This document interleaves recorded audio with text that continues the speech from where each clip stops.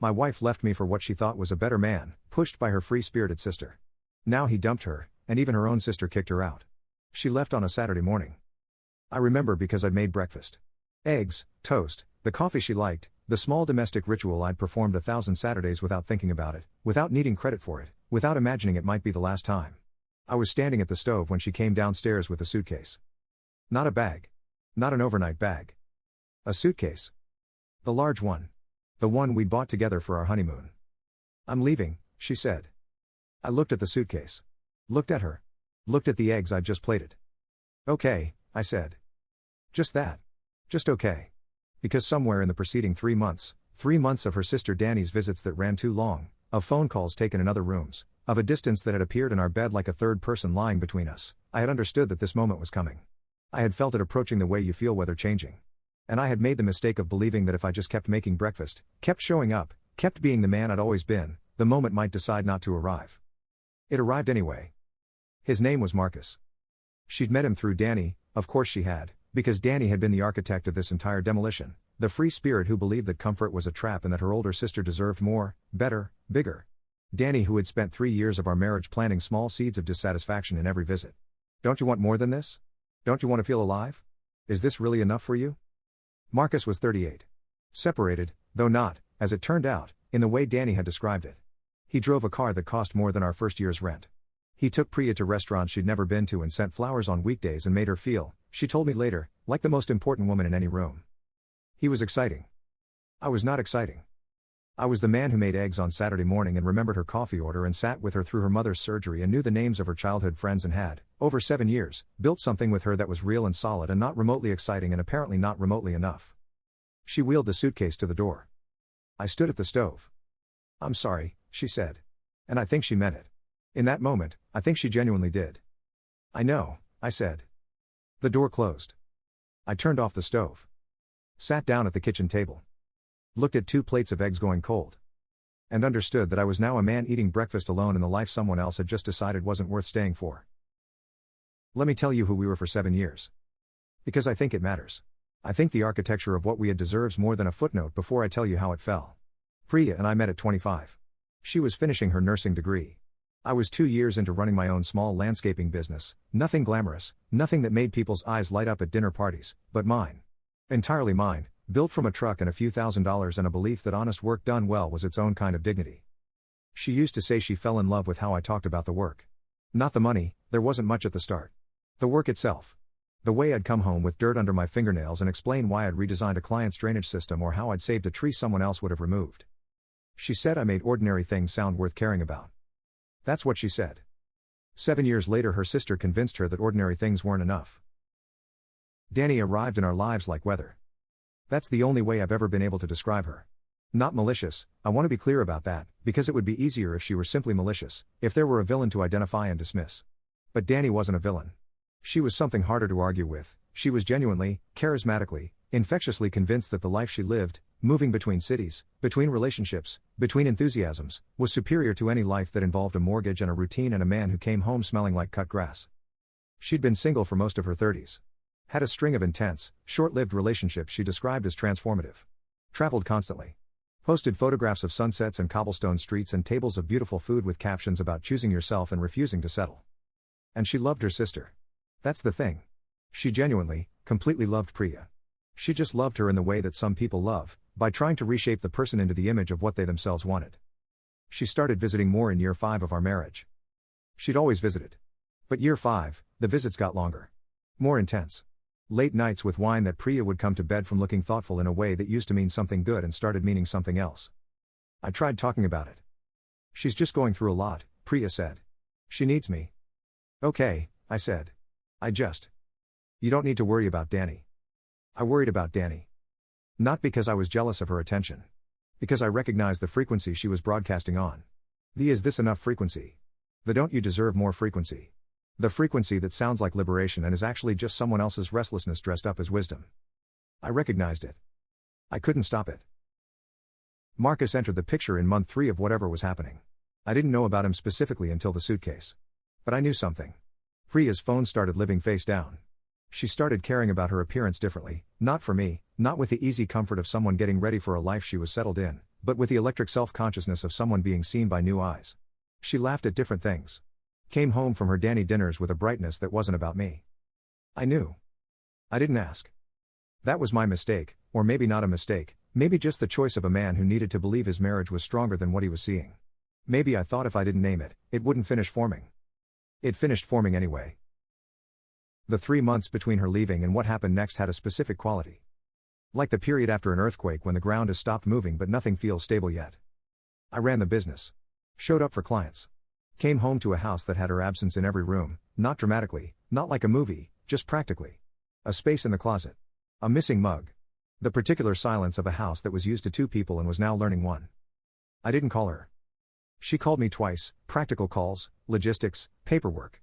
Her voice on those calls had a brightness to it that I recognized as the tone of a person who is very happy and slightly guilty about it. She was careful with me. Kind in the way you're kind to someone you've hurt and are hoping will eventually be okay so you can stop feeling guilty. I was clean on those calls. Direct. Fine. Hung up each time and sat with the quiet. Dani, as far as I knew, was triumphant. She'd done it, freed her sister from the ordinary life, installed her in something bigger and brighter and more worthy of a woman like Priya. She'd won the argument she'd been having with me indirectly for 3 years. Or so she thought. I had no idea, in those 3 months, what was coming. I had no idea that Marcus had a way of treating women that was spectacular in the beginning and something else entirely once the novelty wore off. I had no idea that Dani had placed her sister in a situation she didn't fully understand. I had no idea that the story Priya had been sold was missing several significant chapters. I was just a man running a landscaping business. Eating breakfast alone on Saturdays. Waiting for the ground to feel solid again. The first call came 4 months after she left. Not from Priya. From her mother. Linda, a woman I'd loved and respected for 7 years, a woman who had cried at our wedding and called me son without irony and who had been, in the aftermath of Priya's leaving, carefully neutral in the way of parents who love both their children and the people their children have hurt. I think you should know something, she said. I'm telling you because I think you deserve to know. Not to cause anything. Just, you deserve to know. Okay, I said. Marcus isn't separated, she said. He's married. His wife lives in another city. Priya didn't know. Dani knew, or should have known, and didn't say. I sat with that. How's Priya? I asked. She found out 2 days ago. A pause. She's not good. Is she safe? She's with me. Okay, I said. That's all you're going to say? She asked. And I could hear something in her voice, not quite hope, but the shape of where hope could be. I don't know what else to say right now, I said honestly. I understand, she said. We hung up. I made coffee. Stood at the kitchen window looking at the yard. Thought about a man who was married. Who had taken my wife to dinner at restaurants she'd never been to. Who had made her feel like the most important woman in the room. Who had done all of this while his own wife lived in another city, presumably unaware or exhausted or some combination of the two. I thought about Dani.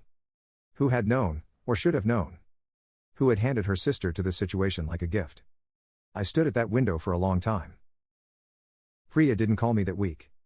Or the next. She was at her mother's, processing. I understood that. I didn't reach out, not because I was punishing her, but because I genuinely didn't know what I would say and I'd learned by then that silence was better than words assembled before they were ready.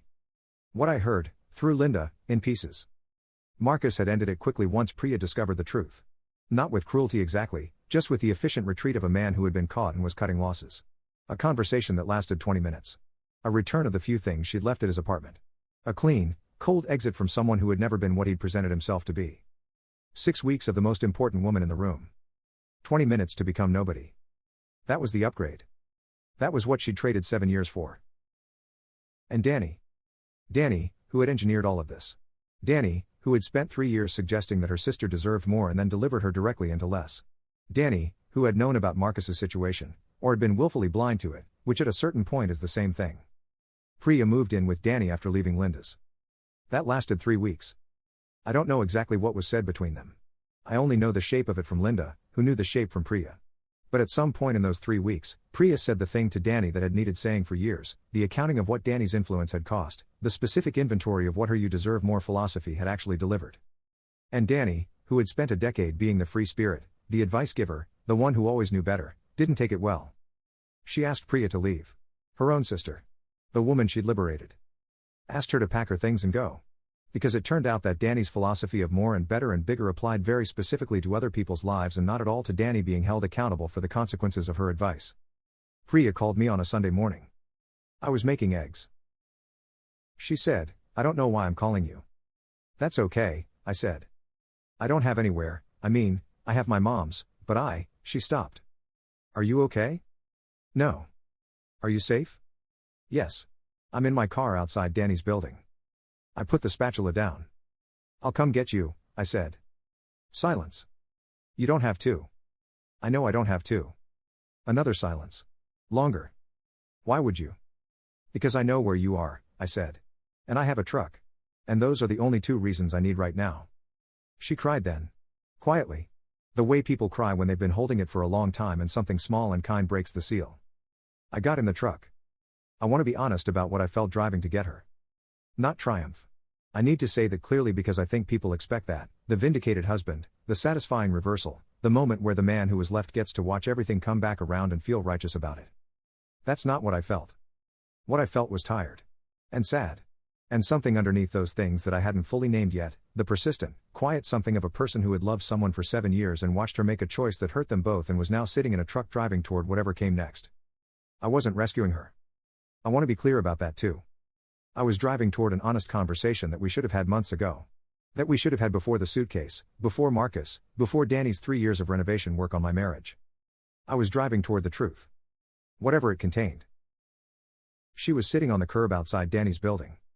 That's the image I carry, Priya on the curb, overnight bag beside her, looking at her phone with the expression of a person who doesn't know what to do with their hands. She looked up when I pulled in. Stood up. I got out of the truck. We stood there for a moment. Two people who had shared 7 years and a bed and a house and 1,000 Saturday breakfasts, standing on a curb outside her sister's building on a Sunday morning. "Hi," she said. "Hi." I picked up her bag. Put it in the truck. She got in. I got in. We drove. I didn't take her home. Not to the house. It was too soon for the house, too much in the walls, too much in the rooms. I drove to a diner we'd been to 100 times, a place that was familiar without being waited, and we sat in a booth and ordered coffee and I let her talk. She talked for a long time. About Marcus, the specific anatomy of how it had worked, how good it had felt, how completely she'd believed in it. How finding out had felt like the floor disappearing. How the 20-minute ending had been its own specific humiliation. How she'd understood, in the days after, that she'd been a convenience. A temporary enthusiasm. A woman at a certain stage of her life who had been available and susceptible and whom Marcus had recognized immediately. She talked about Dani. About the conversation that had ended in her being asked to leave. About the specific grief of understanding that the person who had pushed her toward all of this had, when faced with the consequences, declined to share them. She talked about me. About the Saturday morning. About the eggs. About the suitcase she'd packed in the large one, the honeymoon one, which she said she hadn't thought about until she was halfway down the stairs and by then it had felt too late to go back and get a different bag. She cried through most of it. I listened through all of it. When she was finished she wrapped both hands around her coffee cup and looked at me. "I don't expect anything," she said. "I need to say that. I don't expect you to, I'm not here because I expect anything. I just didn't have anywhere else that felt honest." "I know," I said. "Are you angry?" I thought about it. Really considered it. "I was," I said. "For a while I was very angry. At you. At Dani. At myself, honestly, for seeing it coming and not fighting harder. You shouldn't have had to fight." "I know," I said. "But I still think about it." She looked at her coffee. "I believed her," she said. "I believed Dani." She made it sound so certain. Like she could see my life more clearly than I could. Like she knew what I needed better than you did, better than I did. "I know." "That's not an excuse." "No," I said. "It's not." We sat with that. The diner moved around us, Sunday morning crowd, families, the comfortable noise of people inside ordinary lives. The kind of ordinary Priya had been told wasn't enough. "Is it ordinary?" I asked. Out loud. I hadn't meant to say it out loud. She looked up. "What?" "Dani always said you deserved more than ordinary. I've been thinking about that word for 8 months. Ordinary." I looked at my coffee. I never thought what we had was ordinary. I thought it was ours. Which seemed better than ordinary. Priya put her cup down. She looked at me for a long moment. "It was better," she said quietly. "I know that now. I'm going to be honest about what happened next. Because this isn't a clean story. It's not the story where she comes back and everything heals and the man who stayed is rewarded with the return of the thing he lost. Life is not structured that way and I think pretending otherwise does a disservice to everyone sitting with a complicated situation that doesn't resolve cleanly. We didn't get back together that day. Or that month. She stayed at her mother's while we figured out what, if anything, could be figured out. I went home to the house and the business and the Saturday mornings. We talked, really talked, for the first time in years probably. Not about logistics. About things. About what had happened and why and what we each needed and what we were both afraid of. Those were hard conversations. The hardest we'd ever had. Because the easy version of this story, the man was right, the woman was wrong, love is restored, doesn't account for the 7 years before the suitcase. Doesn't account for the small erosions. The Dani visits I should have been more direct about. The conversations I should have insisted on having instead of making eggs and hoping the morning would smooth things over. The ways I had been passive about things that needed action and active about things that needed patience. I wasn't perfect. I want to say that because it's true. I was a good husband in many ways and an imperfect one in others, and the full truth of our marriage included both. Month 2 after the diner, Dani called me. I almost didn't answer. But I answered. She didn't apologize. Not directly. She said things that were shaped like an apology but functioned as an explanation. Why she'd believed Marcus was legitimate, why she'd thought Priya needed something different, why she'd pushed the way she'd pushed. I let her finish. Then I said, Dani, I'm going to say one thing and I'd like you to hear it. Okay, she said. You gave your sister advice that was really about you. About the life you've chosen and the way you need to believe it was the right choice. And the cost of that advice was paid by Priya, not by you. And when she asked you to share the cost, you asked her to leave. Silence. That's what happened, I said. You can explain it differently. But that's what happened. She didn't respond for a long moment. I know, she said finally. Very quietly. Okay, I said. We hung up. I don't know what Dani did with that conversation. I know what I did with it, I let it go.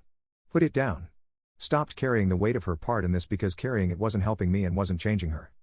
Some things you put down not because they're resolved but because holding them is costing you more than releasing them. Month 4, Priya moved back.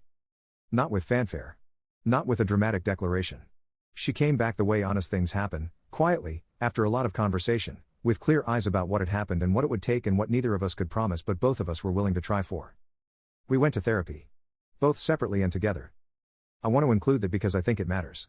I think the version of this story that skips the hard work in favor of the satisfying return does a disservice to everyone who thinks love is supposed to just work without maintenance, without honesty, without two people sitting in an uncomfortable room and saying the things they'd been avoiding. It was hard. It is still sometimes hard. But it's ours. The hard and the easy both, it's ours in a way that Marcus never was and never could have been. In a way that Dani's philosophy of more and better and bigger never accounted for. I'm 36 now. 14 months since the Saturday morning suitcase. 8 months since the diner. 6 months since Priya came home. Here's what I know. The business is good. 3 trucks now, not 1. A team I'm proud of. Work that is ordinary in all the ways that matter and extraordinary in none of the ways that don't. The house is ours again. Not without the history of what happened. You can't renovate a marriage back to a state before the damage without losing the things that grew in the damage too. We kept the hard parts. We're keeping them honestly. Dani and Priya are in contact. Carefully. With new terms that Priya said and that Dani, to her credit, has mostly respected. It's not what it was. It might become something different. Neither of them knows yet. Linda, Priya's mother, had us for dinner last Sunday. Made too much food the way she always does. Sat across the table from me and at some point reached over and put her hand over mine and didn't say anything. She didn't have to. Marcus, from what we've heard, is still married. Still, presumably, taking women to expensive restaurants and making them feel like the most important person in the room until the novelty wears off and the 20-minute conversation happens and the efficient retreat begins again. I don't carry anything about Marcus. I decided early that he didn't deserve the energy. He was a symptom. The marriage Priya and I had let develop small cracks was the condition. You treat the condition. The symptom resolves on its own. Here's what I think about Dani. I think she believed what she was saying. I think she genuinely, completely believed that Priya deserved more and that more was what Marcus represented and that is this enough was the right question to be asking. I think she was wrong in a way that was completely sincere. And I think that's almost the hardest kind of wrong to recover from, not malice, not selfishness, but sincere wrongness delivered with love and authority and a certainty that belongs to people who have never had to pay the bill for their own advice. She'll pay some version of that bill eventually. I hope she pays it in a way that teaches her something. I hope it doesn't cost her as much as it cost her sister.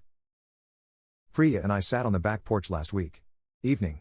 The yard looking good, I work on it myself on weekends, the way I always have. The kind of ordinary Saturday work that Dani would have called settling and that I call a life. Priya was reading. I was looking at the garden. She put her book down after a while. I think about that Saturday morning, she said. The eggs. I know. You'd already made breakfast. I always made breakfast. She was quiet. That's the thing, isn't it, she said. You always made breakfast. That was the whole thing. Right there. And I wheeled a suitcase past it. I looked at the garden. You came back, I said. I came back. That's the thing too. She reached over and put her hand in mine. We sat there in the ordinary evening of our ordinary life, and I thought about what that word had cost us, ordinary, and what it had given us, and how the giving had required the costing, and how I wasn't sure we could have arrived here without going through there. I don't know if that makes it worth it. I know it makes it ours. She left for more. She came back when more turned out to be nothing. The ordinary life was waiting. It's still ordinary. It's still ours.